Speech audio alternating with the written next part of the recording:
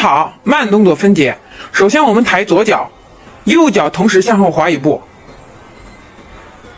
左脚垂直下落的同时，右脚再向后滑一步，换脚，抬右脚，左脚同时向后滑一步，右脚垂直下落同时，左脚再向后滑一步，1、2、1、2、1、2。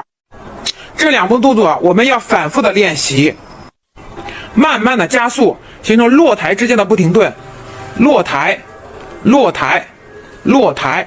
好，我们加快速度就能跑起来了。